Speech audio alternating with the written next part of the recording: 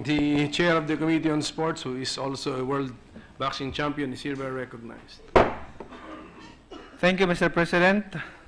I rise as the chairman of the Committee on Sports, humbly submitting before this August chamber for consideration Senate Bill number 1306 under Committee Report number 31, entitled An Act Creating the Philippine Boxing Commission to Strengthen the Boxing Industry and Promote the Safety and Welfare of Filipino Boxers and Providing Funds Therefore.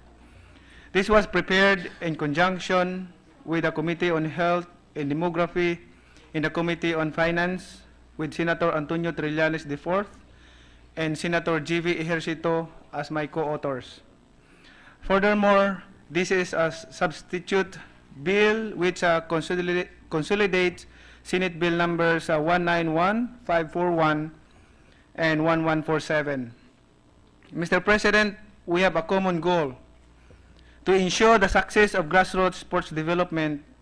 In the past few months, we have conducted committee hearings, discussions with the officials of Philippine Sports Commission, the Games and Amusement Board, the Philippine Olympic Committees, as well as various groups of athletes and other stakeholders.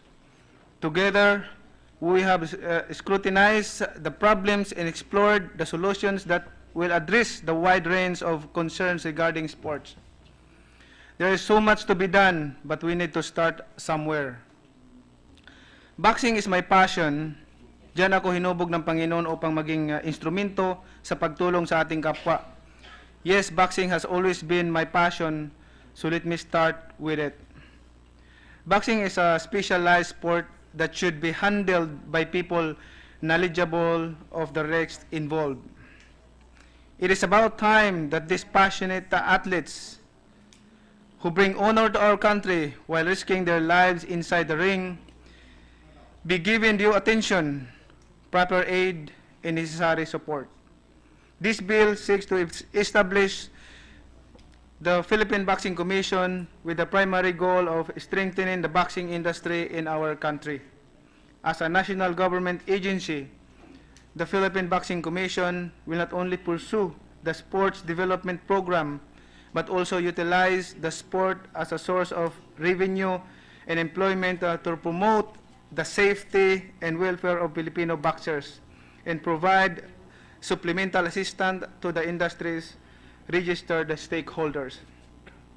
The Philippine Boxing Commission is tasked to formulate, review, and update the rules and procedures related to professional boxing in the Philippines in conformity to international standards in order to regulate the boxing industry for the accomplishment of its objectives. That way, we can establish linkages with international boxing organizations or institutions and counterpart agencies of foreign governments. Mahal na Pangulo, napakalaki ng potensyal ng ating bansa sa larangan ng boxing. Bago ko pa man narating ang aking kinalalagyan ngayon, mayroong magigiting na mga boksingero na itinaas ang bandila ng Pilipinas. Sila Pancho Villa, Gabriel Flas Ilorde, Rolando Navarrete, Luisito Espinosa, at Jerry Peñalosa ay ilan lamang sa mga nagbigay daan para sa mga atletang tulad ko na nakilala sa buong mundo. Ilan pa kayang Nonito Donaire Jr., Donnie Nietes at Brian Viloria ang naghihintay na mabigyan ng pagkakataon at bigyang karangalan ang ating bansa.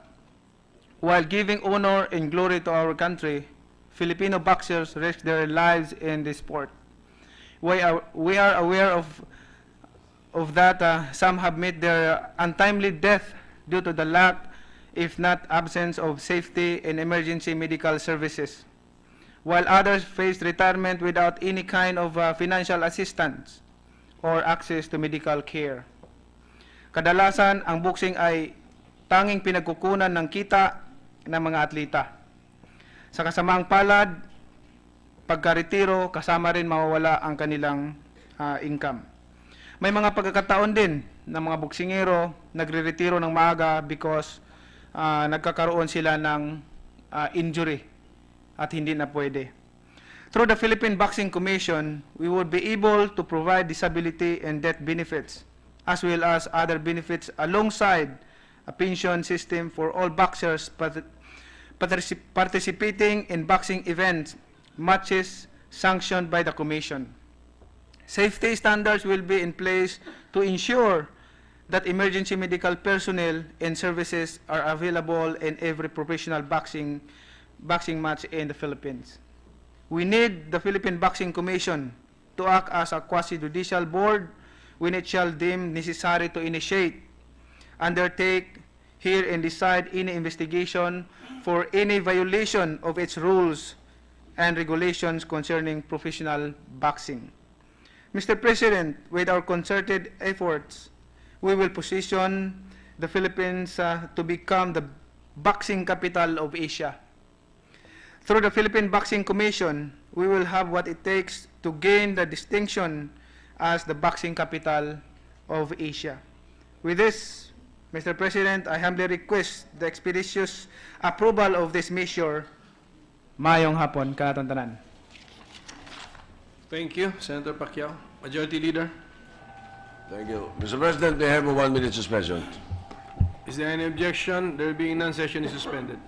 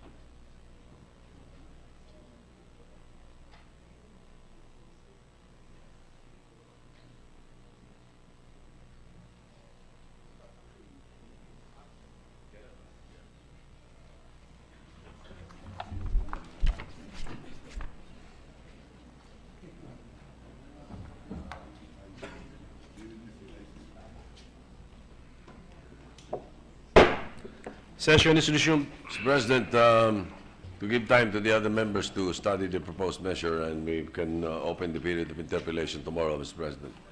I move that we suspend consideration of Senate Bill 1306.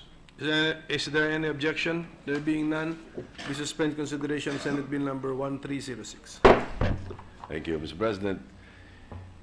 With the permission of the body, I move to resume consideration of Senate Bill 1280 under Committee Report number 22.